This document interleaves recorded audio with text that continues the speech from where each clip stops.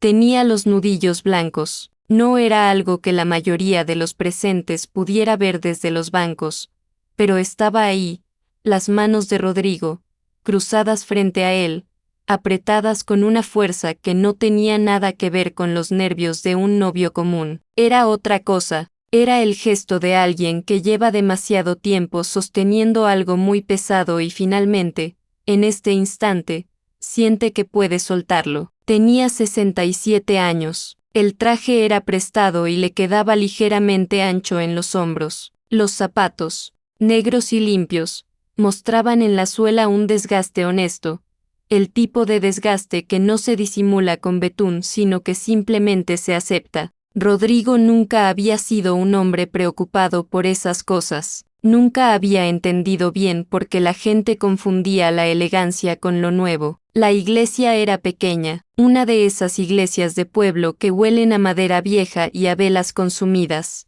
hasta el metal, donde el eco convierte cada susurro en algo más grande de lo que fue. Apenas 30 personas ocupaban los bancos, y había entre ellas una tensión difícil de nombrar, la tensión de quienes sienten que están siendo testigos de algo que no comprenden del todo pero que intuyen que importa. Una mujer en la tercera fila se inclinó hacia su marido y le dijo en voz baja, casi sin mover los labios, ¿por qué llora él más que ella? Era una pregunta legítima, porque Rodrigo estaba llorando, no de esa manera contenida que los hombres de su generación suelen permitirse en las bodas, esa lágrima única y casi decorativa que resbala por una mejilla y se seca sola. No, él lloraba de verdad, con el pecho moviéndose y la mandíbula apretada en un intento por controlarse que no estaba funcionando. Era el llanto de alguien a quien le acaban de devolver algo que ya había aprendido a vivir sin, y ella todavía no había llegado. La música era sencilla,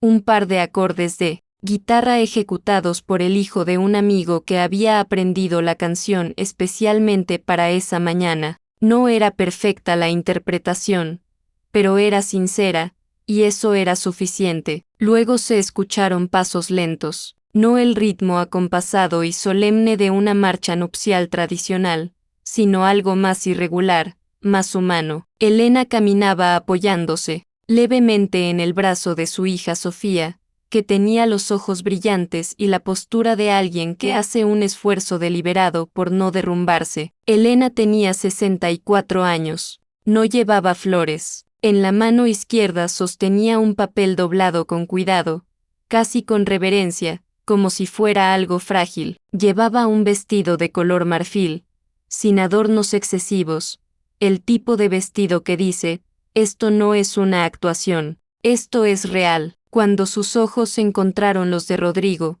algo en el aire de esa iglesia pequeña cambió. Él no intentó disimular nada, dejó que todo lo que había guardado durante años cruzara su cara libremente, sin filtro, sin vergüenza. Y ella, que siempre había sido la más contenida de los dos, la que procesaba las cosas hacia adentro y rara vez mostraba el peso de lo que cargaba, también flaqueó. No lloró todavía, pero sus labios se apretaron en esa expresión específica. ¿Qué tienen las personas cuando están luchando contra algo que es más grande que su voluntad? Sofía la soltó despacio cuando llegaron al altar. Un gesto pequeño, lleno de significado, como cuando uno entiende que ya ha hecho su parte y que lo que sigue ya no le pertenece. Elena se colocó frente a Rodrigo. Él tenía las mejillas mojadas. No hizo ningún movimiento por secárselas. Ella levantó ambas manos, despacio, y las puso a los lados de su rostro. No era un gesto de consuelo, era un gesto de reconocimiento. ¿Cómo decir, te veo? Después de todo, te veo. Y entonces le dijo algo que los presentes no pudieron escuchar. Las palabras quedaron entre ellos, en ese espacio de centímetros que separaba sus caras, absorbidas por el silencio de la iglesia antes de llegar a ningún otro oído. Nadie supo qué fue lo que dijo, pero fuera lo que fuera, hizo que Rodrigo cerrara los ojos y llorara con más fuerza todavía, con esa especie de alivio devastador que solo se siente cuando algo que dolió durante mucho tiempo finalmente encuentra su lugar. El sacerdote esperó, Los presentes esperaron, nadie se movió, y en la tercera fila, la mujer que había preguntado por qué lloraba él más que ella, dejó de buscar la respuesta, porque hay cosas que no se explican, que solo se respetan. Para entender qué había, en ese llanto, había que volver 25 años atrás, había que conocer al hombre que fue antes de esa mañana,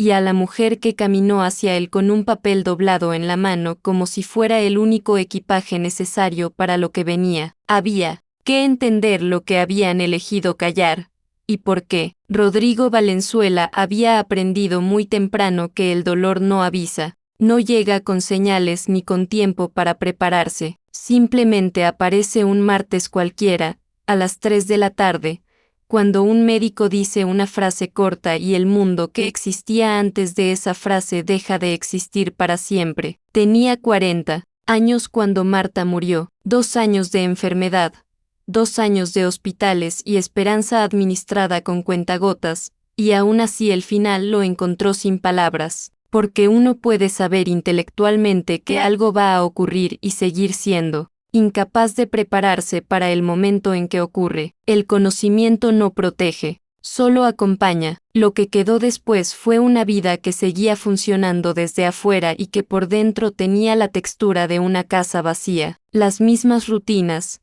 los mismos horarios, el mismo hombre yendo al mismo trabajo cada mañana, pero algo estructural había cambiado, algo que no se ve pero que se siente en cada habitación. Daniel tenía 9 años, y Rodrigo se aferró a eso con la determinación silenciosa de los hombres que no saben llorar pero sí saben cumplir. Se levantaba, preparaba el desayuno, firmaba los cuadernos del colegio, ayudaba con los deberes, hacía todo lo que había que hacer con una precisión que los demás admiraban y que por dentro era simplemente el único mecanismo que le impedía detenerse. No habló de Marta durante casi un año, no porque la hubiera olvidado, sino porque nombrarla en voz alta todavía le costaba más de lo que podía permitirse gastar. Así era Rodrigo en el otoño de 1998, cuando Elena Suárez apareció en la sala de profesores un lunes por la mañana, con una caja de cartón llena de libros de arte y una sonrisa que no pedía permiso para existir.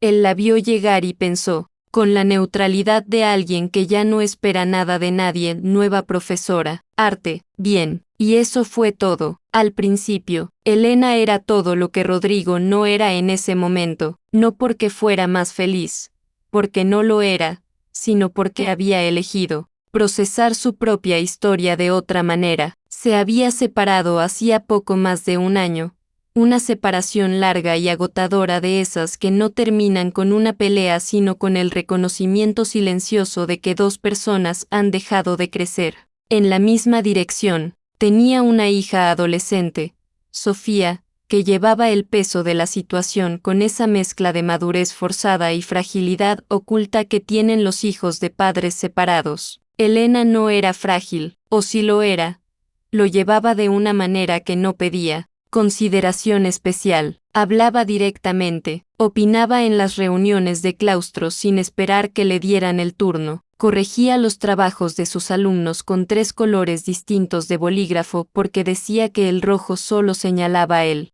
error pero no construía nada. Rodrigo la observó durante semanas sin que ella lo supiera, no con interés romántico, todavía no, sino con esa curiosidad involuntaria que despiertan las personas que hacen las cosas de manera diferente a como uno las haría. La amistad llegó sin que ninguno de los dos la planificara. Empezó con el café de la mañana, con esos 10 minutos entre la llegada y el inicio de las clases en los que la sala de profesores tiene esa calma provisional que invita a hablar de cosas reales. Empezó con una conversación sobre un alumno difícil que tenían en común, y luego con otra sobre un libro, y luego con el descubrimiento gradual de que los silencios entre ellos también eran cómodos. Eso fue lo primero que Rodrigo notó, que podía estar en silencio con Elena sin sentir la obligación de llenarlo. Con la mayoría de las personas, el silencio le pesaba. Con ella, simplemente existía. Pasaron meses, luego un año, Luego Daniel y Sofía se conocieron en algún momento intermedio y desarrollaron esa relación ambigua entre hermanos que no son hermanos, cómplices en la rareza de tener padres que son amigos de una manera que ningún otro adulto de su entorno parecía terminar de entender del todo, y Rodrigo fue sintiéndolo crecer despacio. No fue un momento único, no hubo una tarde iluminada ni una frase que lo cambiara todo, fue una acumulación. El modo en que ella escuchaba, inclinando levemente la cabeza hacia un lado, la manera en que defendía sus opiniones sin necesitar que el otro capitulara, la forma en que hablaba de Sofía, con una mezcla de orgullo y preocupación que era la definición más honesta que él conocía del amor maternal. Fue la tarde en que ella se quedó dormida en el sofá de la sala de profesores durante el recreo del mediodía,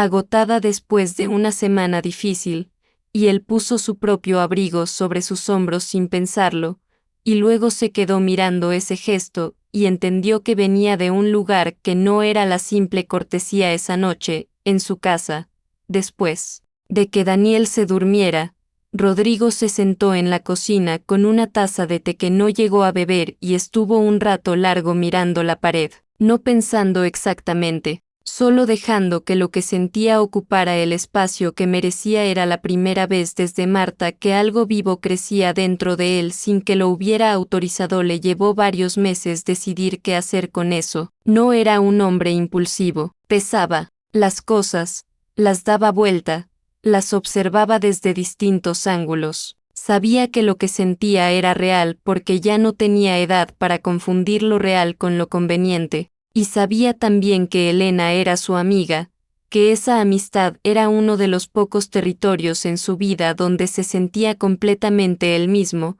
y que arriesgarla tenía un coste que no podía calcular del todo, pero también había aprendido, de la manera más dura posible, que el tiempo no es un recurso garantizado, que guardarse las cosas por miedo a perderlas podía ser, en sí mismo, una forma de perderlas. Una mañana de octubre, antes de que empezaran las clases, escribió la carta. La escribió a mano, en papel de cuaderno, sin borrador previo. Escribió lo que era verdad sin adornarlo ni disculparse por ello. Dijo que no sabía si eso rompía lo que tenían, que si era necesario, podían no hablar de ello nunca más, pero que cargarlo en silencio ya le estaba costando demasiado. Deslizó el sobre por debajo de la puerta de su aula antes de que ella llegara, y luego fue a dar su clase de historia, y habló durante 50 minutos sobre las causas de la Primera Guerra Mundial, y no pensó en otra cosa que en el sobre debajo de esa puerta. Elena no dijo nada ese día, ni al día siguiente. Rodrigo no preguntó.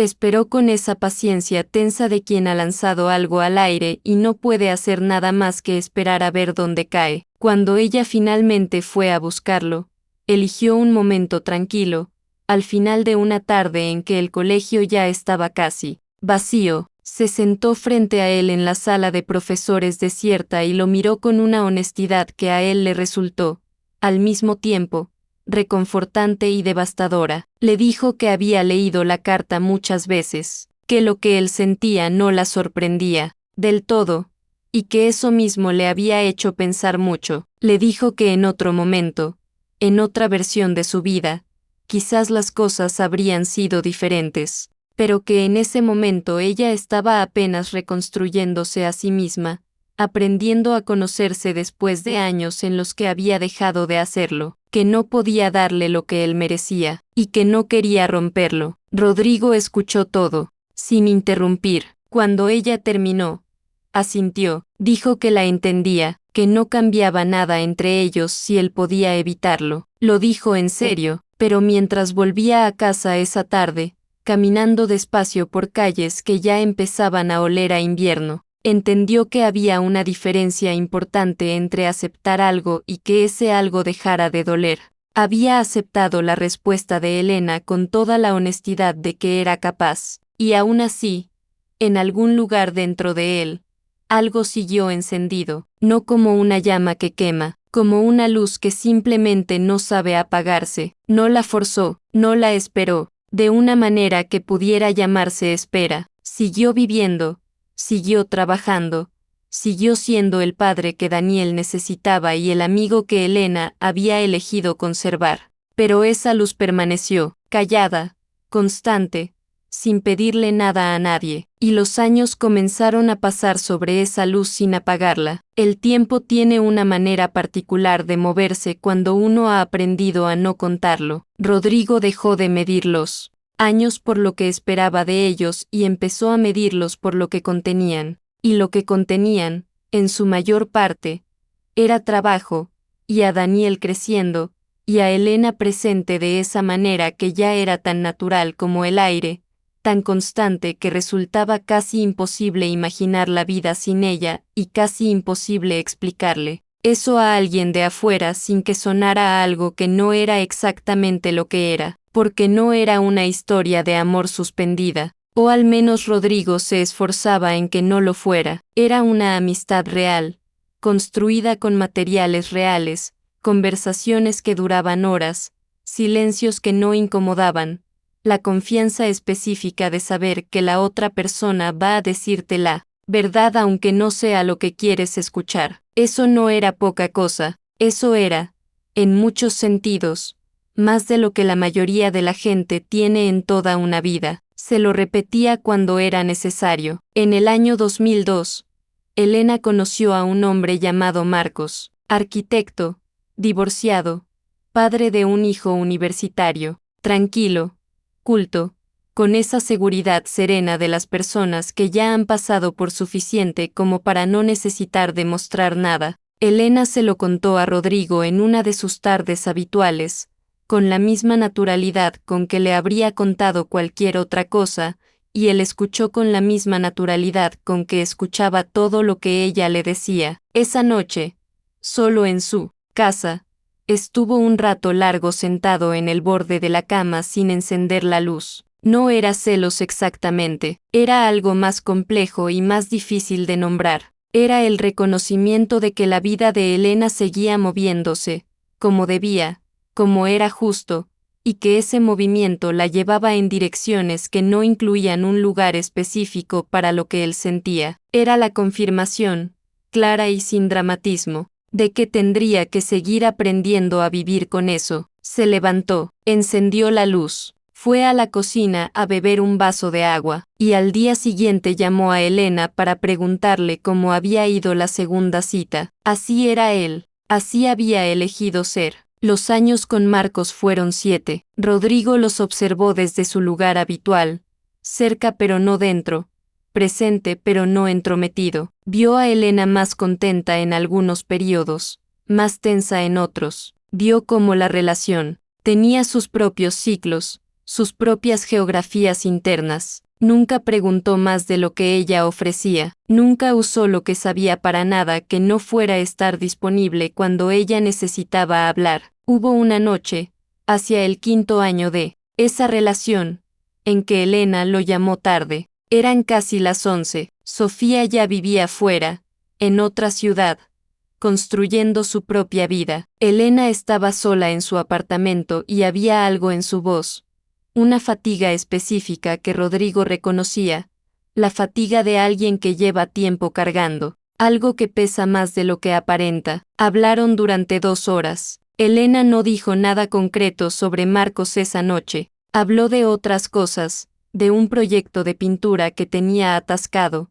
de una discusión con una vecina, de una película que había visto y que le había removido algo sin que supiera exactamente qué. Rodrigo escuchó todo con atención. Al final, antes de colgar, ella dijo simplemente gracias por estar. Él dijo que no tenía ningún mérito, que era fácil estar cuando era con ella. Hubo un silencio breve al otro lado de la línea. Luego ella dijo buenas noches y colgó. Rodrigo se quedó con el teléfono en la mano un momento, mirándolo sin ver nada. En 2007, Elena y Marcos terminaron, no con escándalo ni con dolor agudo, sino con esa especie de agotamiento mutuo de dos personas que se han querido bien pero que han llegado al límite natural de lo que podían construir juntos. Se separaron con respeto, con pena tranquila. Rodrigo, para entonces, había tenido 2 relaciones propias. La primera fue con una mujer llamada Carmen,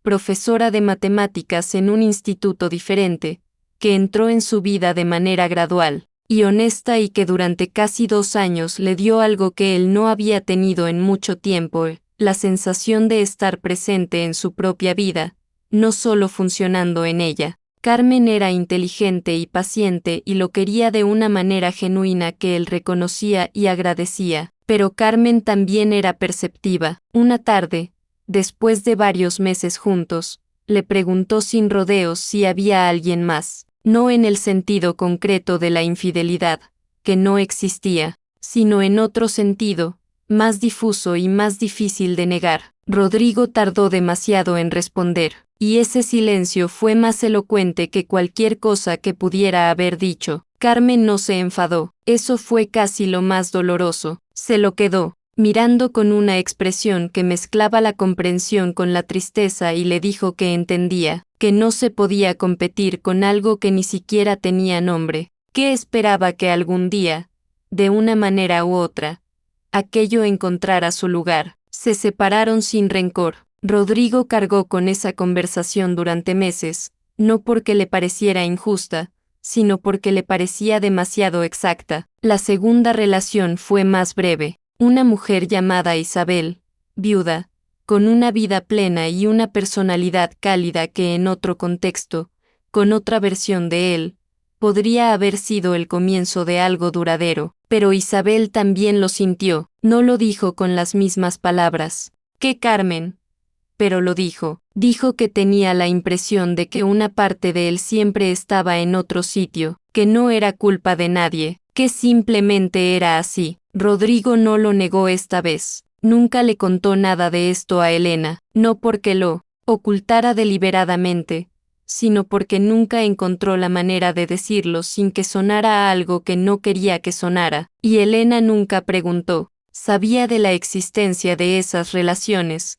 de sus inicios y sus finales, pero nunca indagó en los motivos, quizás porque en algún lugar, muy adentro, ya los intuía, o quizás porque también ella tenía cosas que prefería no examinar demasiado de cerca. Daniel se casó en 2010. Rodrigo estuvo radiante ese día, con una alegría limpia y sin fisuras que hacía tiempo no sentía. Elena asistió a la boda, por supuesto, era parte de la familia en el único sentido que importa, en el sentido de que nadie habría entendido que no estuviera. Bailaron juntos una vez esa noche, un vals lento y torpe porque ninguno de los dos bailaba especialmente bien. Rodrigo la tomó de la mano y ella apoyó la otra en su hombro y se movieron sin gracia pero con una comodidad absoluta, como dos personas que llevan tanto tiempo conociéndose que ya no necesitan fingir que saben lo que hacen. Sofía,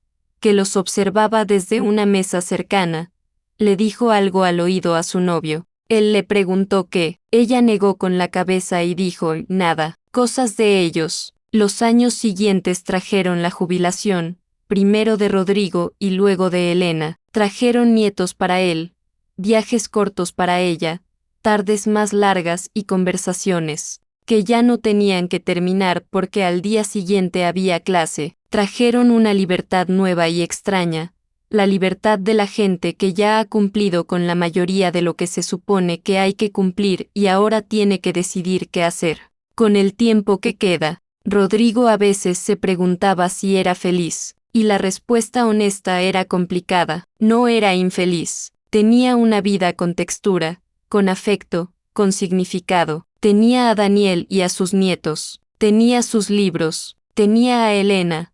Siempre a Elena. En esa forma que nunca había cambiado del todo. Pero había algo que permanecía sin resolverse, como una pregunta que uno aprende a no hacerse en voz alta porque ya sabe que no tiene respuesta fácil. Entonces, una mañana de febrero de 2019, sonó el teléfono. Era Elena. Su voz tenía algo diferente, una calma demasiado construida, del tipo que se nota precisamente porque está construida. Le dijo que había ido al médico, que llevaba unos meses con ciertos síntomas que había preferido ignorar y que finalmente había decidido no ignorar más. que los resultados señalaban el inicio de un Parkinson, que estaba bien, que no quería que se preocupara en exceso, que había tratamientos y que el diagnóstico era temprano, y luego dijo algo que Rodrigo recordaría durante mucho tiempo: no, te cuento esto para que me cuides, te lo cuento porque eres tú. Él escuchó todo sin interrumpir,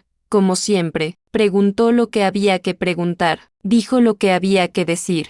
Estuvo sereno de esa manera suya que ella siempre había encontrado reconfortante, pero cuando colgó, se quedó sentado en la silla de su estudio durante un tiempo que no midió, con el teléfono sobre la mesa y las manos quietas, mirando sin ver, y algo en él que había permanecido en silencio durante 23 años comenzó a moverse, no con urgencia, no con pánico, con algo más parecido a la claridad fría y definitiva de quien finalmente entiende que hay cosas que no pueden seguir esperando a que el momento sea perfecto, porque el momento perfecto es una trampa que el tiempo tiende a los que tienen miedo. Rodrigo tenía 64 años, y por primera vez en mucho tiempo, supo exactamente lo que tenía que hacer. Había algo extraño en la manera en que Elena le había dicho ven. No había sido una invitación larga, no hubo explicaciones ni preámbulos, solo esa palabra, dicha con una calma que a Rodrigo le pareció demasiado preparada, como la calma de alguien que lleva tiempo ensayando cómo va a comportarse en un momento que sabe que va a llegar. Condujo las 2 horas hasta su apartamento en un estado que no era exactamente nerviosismo, era algo más parecido a la conciencia aguda de que algunas conversaciones cambian la topografía de una vida, y que estaba a punto de tener una de ellas. Había mandado la carta hacía 4 días, 4 días en los que Elena no había llamado, no había escrito, no había dado ninguna señal, y luego, esa mañana, el teléfono, una palabra, Venezuela, aparcó frente a su edificio y se quedó un momento sentado en el coche con las manos todavía en el volante. Afuera llovía de esa manera fina y persistente que tienen los días de noviembre, esa lluvia que no empapa de golpe sino que va calando despacio sin que uno se dé cuenta. Subió las escaleras. Llamó al timbre. Elena abrió la puerta y lo miró de una manera que él no supo descifrar de inmediato. No era la mirada de alguien que va a rechazarlo, pero tampoco era la mirada de alguien simplemente contento de verlo. Era algo más complejo, más interior. La mirada de alguien que está a punto de mostrar algo que ha guardado durante mucho tiempo y que todavía no está completamente seguro de que sea buena idea. Lo dejó pasar. El apartamento olía a café reciente y a ese perfume ligero que Elena llevaba desde siempre, una constante tan antigua en la vida de Rodrigo que ya formaba parte de lo que su memoria llamaba ella. Había luz natural entrando por la ventana del salón, suavizada por la lluvia afuera, esa clase de luz que hace que todo parezca más quieto de lo que es. No se sentaron de inmediato. Elena caminó hacia su escritorio, ese escritorio de madera, oscura, lleno siempre de papeles y bocetos y libros abiertos que señalaban páginas que nunca volvían a cerrarse del todo. Rodrigo la observó desde el centro del salón sin decir nada, siguiendo su movimiento con esa atención que le había dedicado durante 25 años sin que ella siempre lo supiera. Ella abrió el cajón de abajo, el cajón que Rodrigo había visto siempre cerrado, el que nunca formaba parte del desorden visible del escritorio sino que permanecía aparte, con una discreción que ahora, en retrospectiva, le parecía significativa. Sacó un sobre, blanco, ligeramente amarillento en los bordes, cerrado, con su nombre escrito en el frente con la letra de Elena, esa letra inclinada hacia la derecha que él habría reconocido en cualquier parte. Lo sostuvo un momento antes de dárselo. No lo miraba a él, miraba el sobre, luego lo levantó y se lo tendió con las 2 manos, con ese gesto que tienen las personas cuando entregan algo que tiene peso propio, aunque el papel no pese nada. Rodrigo lo tomó, miró el sobre, miró su nombre escrito ahí, luego la miró a ella. Elena asintió una vez, apenas, como dándole permiso. Él abrió el sobre con cuidado, casi con lentitud. Sacó las hojas. Eran 2 páginas escritas por ambas caras, la letra un poco más apretada de lo habitual, como si quien escribía estuviera intentando decir mucho en poco espacio. Buscó la fecha en la parte superior de la primera página, y entonces se detuvo. Leyó la fecha 2 veces, luego una tercera, marzo de 2003. Sintió algo moverse dentro de él, algo que no tenía nombre exacto pero que ocupaba el mismo territorio que el dolor y la gratitud al mismo tiempo. Empezó a leer. Elena había escrito la carta. 3 años después de aquella tarde en la sala de profesores vacía, 3 años después de haberle dicho que no podía darle lo que merecía. La carta empezaba sin rodeos, con esa honestidad directa que era tan propia de ella. He tardado en entender lo que siento porque he pasado mucho tiempo convenciéndome de que no era lo que era. Escribía que en los meses posteriores a aquella conversación había observado sus propios sentimientos con la distancia que se aplica a las cosas que dan miedo. Los había catalogado, los había interrogado, los había sometido a todas las explicaciones racionales disponibles, que quizás era dependencia, que quizás era miedo a la soledad, que quizás era simplemente el reflejo natural de una amistad profunda que ella estaba malinterpretando, pero que una noche, sin que hubiera ningún detonante particular, sin que hubiera pasado nada especial ese día, se había sentado en ese mismo escritorio y había entendido con una claridad que no admitía más negociación que ninguna de esas explicaciones era verdad, que lo que sentía era exactamente lo que Rodrigo le había descrito en su carta 2 años antes, que había tardado más en reconocerlo porque era más complicado reconocer un sentimiento cuando uno no estaba buscándolo, cuando había decidido de antemano que no podía permitírselo. Rodrigo tuvo que parar de leer un momento. Se dio cuenta de que le temblaban las manos, no de manera visible, no de manera que Elena pudiera verlo desde donde estaba sentada, al otro lado del salón, dándole el espacio que necesitaba, pero por dentro algo se estaba moviendo con una fuerza que era difícil de sostener. Siguió leyendo. Elena escribía que había tomado el sobre y había estado a punto de llamarlo esa misma noche, que había marcado su número y había colgado antes de que sonara el primer tono, que al día siguiente había pasado por delante de su aula y lo había visto reírse de algo con un grupo de alumnos y había pensado, con una lógica que ahora le parecía absurda pero que entonces le había resultado completamente razonable, que él había seguido adelante, que se lo veía bien, que la vida le iba fluyendo de una manera que ella no quería interrumpir con una confesión que podía complicarlo todo, que había elegido su paz por encima de su propia necesidad de decirle la verdad,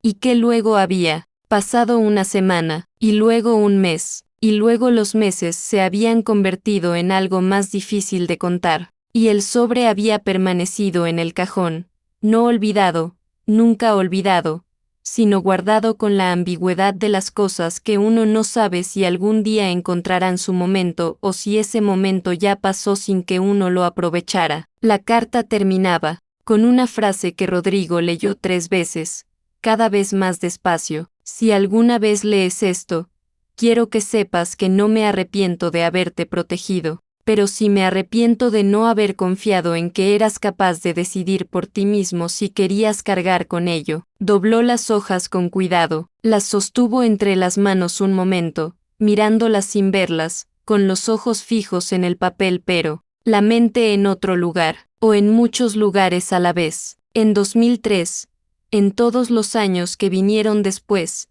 en las 2 mujeres que lo habían querido bien y que habían detectado en él algo inamovible sin saber ponerle nombre, en todas las conversaciones telefónicas que habían durado 2 horas sin que ninguno de los 2 preguntara lo que quizás los 2 necesitaban preguntar, en los 25 años de una distancia que ninguno de los 2 había querido realmente mantener. Cuando levantó la vista, Elena lo estaba mirando, no con ansiedad, con esa serenidad que tienen las personas después de haber tomado una decisión difícil y haber llegado al otro lado de ella. Rodrigo abrió la boca, la cerró, volvió a intentarlo, Lo único que salió fue una pregunta, pequeña, casi sin voz. ¿Cuánto tiempo llevas sabiendo que ibas a enseñármela? Elena pensó en la respuesta un momento. Desde que recibí tu carta, dijo. Supe que era el momento, que si no lo hacía ahora, el cajón se iba a quedar cerrado para siempre. Hubo un silencio que no era incómodo, era el silencio de dos personas, procesando simultáneamente la misma verdad desde dos perspectivas distintas. La verdad de que habían pasado 22 años protegiéndose el uno al otro del mismo sentimiento. La verdad de que el malentendido no había sido una mentira ni una cobardía, sino algo más humano y más difícil de juzgar.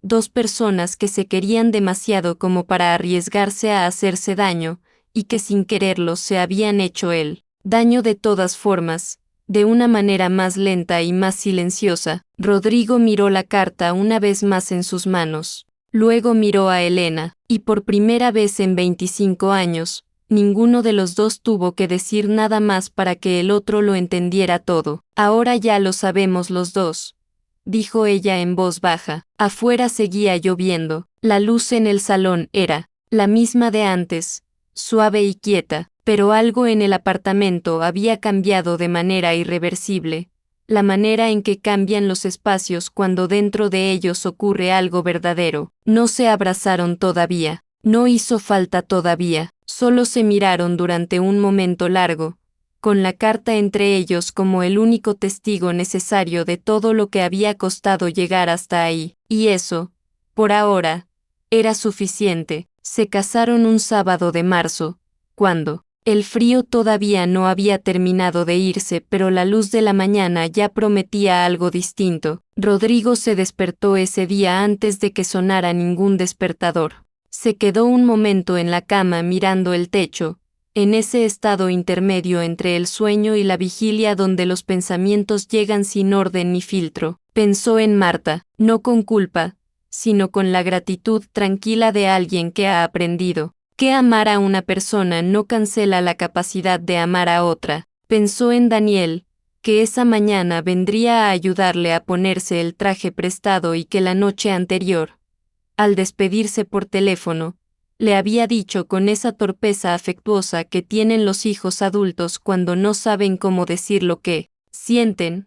Me alegro mucho, papá, de verdad. Pensó en los 25 años, no como una pérdida, como un camino que había tenido que tener esa longitud exacta para llegar a este punto. Se levantó despacio, preparó café, se sentó junto a la ventana de la cocina y bebió en silencio mientras la ciudad comenzaba a despertar afuera, ajena y cotidiana, sin saber que ese día era distinto. En el otro lado de la ciudad, Elena llevaba ya una hora despierta. Sofía había dormido en su casa esa noche, como cuando era pequeña, y las dos habían estado hasta tarde sentadas en la cocina hablando de cosas que no tenían nada que ver con la boda y al mismo tiempo tenían todo que ver. Hablaron de la abuela de Sofía, que había muerto sin ver ese día. Hablaron de los años difíciles, de las temporadas en que Elena había dudado de casi todo, de las mañanas en que Sofía la había encontrado en el sofá con cara de haber dormido poco y haber pensado demasiado.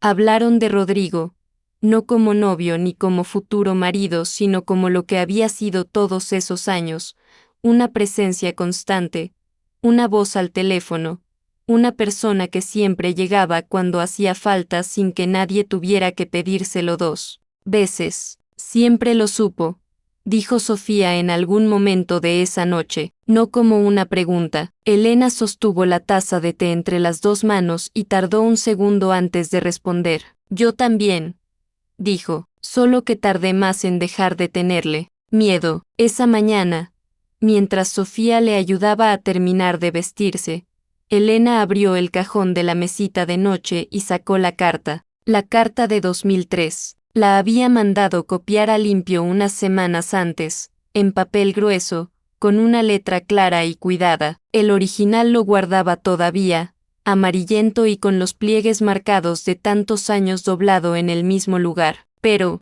esa copia, limpia y legible, era la que se llevaría al altar. Sofía la vio y no dijo nada. Le puso una mano en el hombro un momento. Eso fue suficiente. La iglesia olía a cera y a madera, como siempre. La luz entraba oblicua por las ventanas laterales y dibujaba franjas doradas sobre los bancos de madera oscura. Rodrigo estaba de pie frente al altar cuando Elena entró, y lo primero que ella vio fue su espalda, esa espalda que conocía de memoria, levemente encorvada hacia adelante como siempre que estaba pensando en algo. Luego él se giró, y lo que ocurrió entre ellos en ese instante no tiene una traducción exacta. No es algo que se pueda poner en palabras sin restarle algo. Era el reconocimiento de dos personas que llevan tanto tiempo conociéndose que ya no necesitan construir nada, que solo necesitan confirmar lo que ya existe. Elena caminó hacia él, con el papel doblado en la mano y la pierna izquierda marcando ese ritmo ligeramente irregular que ya era parte de ella,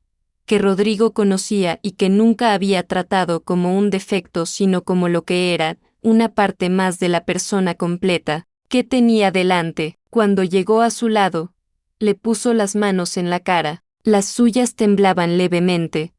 Ese temblor matutino que el Parkinson le regalaba algunos días más que otros. Él lo sintió y no hizo nada por disimular lo que eso le producía por dentro. Le sostuvo las muñecas con suavidad, no para detener el temblor, porque sabía que no podía, solo para decirle, con ese gesto, que estaba ahí. Le dijo algo al oído, le dijo que había valido la pena, todo, incluso lo que había dolido, especialmente lo que había dolido, y Rodrigo cerró los ojos y lloró de una manera que los presentes recordarían durante mucho tiempo sin saber exactamente por qué les había afectado tanto, porque no era el llanto de alguien que recibe algo inesperado, era el llanto de alguien que finalmente puede soltar un peso que había aprendido a cargar con tanta naturalidad que casi había olvidado que pesaba. Las palabras del sacerdote llegaron como desde lejos, los votos fueron sencillos, sin florituras,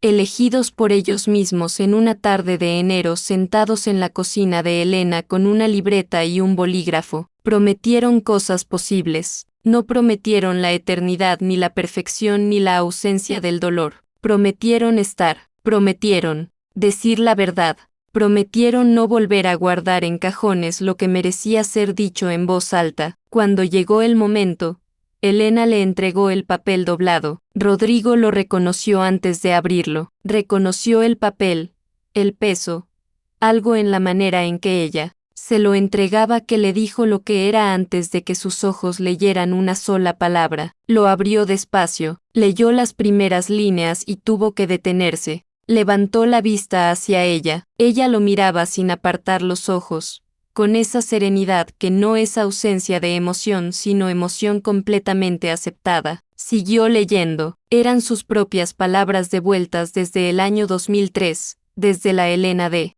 41 años que había entendido demasiado tarde y había elegido el silencio por las razones más generosas y más equivocadas del mundo. Cada frase era una ventana a todo lo que habían perdido y al mismo tiempo la prueba de que nada había sido en vano, porque aquí estaban, con el papel entre sus manos y ella frente a él y el resto de sus días todavía por delante. No terminó de leerla, no pudo. La dobló con cuidado y se la guardó en el bolsillo interior del traje prestado, cerca del pecho, y tomó las manos de Elena entre las suyas, el temblor y todo, y asintió una vez, despacio, como quien firma algo importante. El sacerdote los declaró marido y mujer. En la tercera fila, la mujer que durante la ceremonia había tratado de entender por qué lloraba él más que ella, se dio cuenta en ese momento de que ya no importaba la respuesta, que había preguntas cuya función no es ser respondidas sino ser sentidas. La recepción fue pequeña y larga y llena de conversaciones que nadie quería terminar. Daniel y Sofía se sentaron juntos en algún momento de la tarde y estuvieron un rato en silencio mirando a sus padres bailar,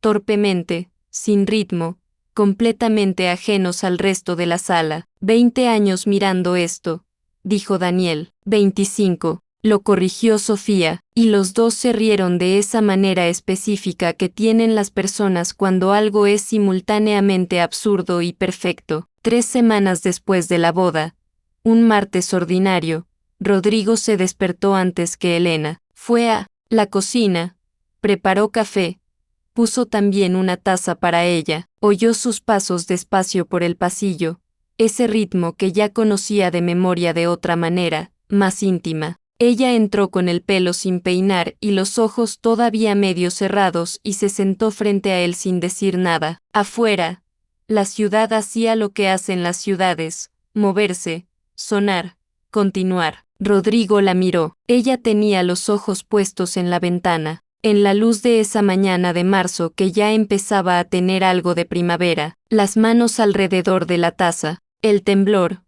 presente pero leve. Él no dijo nada, abrió el libro que tenía sobre la mesa y siguió leyendo donde lo había dejado, y en ese silencio, que no era vacío sino todo lo contrario, estaba todo lo que habían necesitado 25 años para construir, no la ausencia de dolor, no la promesa de que nada iría mal, solo esto, 2 personas en una cocina un martes de marzo, con el café caliente y la luz entrando por la ventana y el resto del tiempo todavía por escribir. A veces el amor más grande no es el que llegó primero, es el que sobrevivió al silencio, de 2 personas que durante años se protegieron mutuamente de la única cosa que ambos necesitaban, y a veces llega, tarde, incompleto, con el temblor de lo que el tiempo ya tocó, pero llega, y resulta que con eso es suficiente.